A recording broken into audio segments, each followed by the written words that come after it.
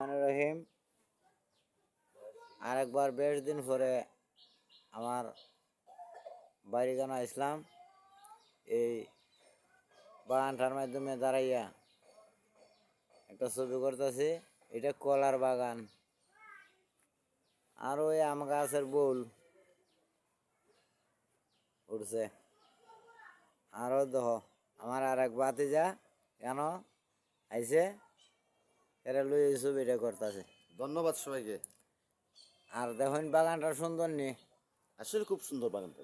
আর এটা হচ্ছে এই এটা হচ্ছে বাঁশের বাগান, বাঁশ বাগান বুঝছেন। আর ওই কলার ছড়ি, ওই কলার ছড়ি দেখা যায়, ওই ওই ওই ছড়ি দেখছি, ওই ওই ওই দেখা যায় ছড়ি। সবার কাছে আসসালামু আলাইকুম, ভালো থাকেন।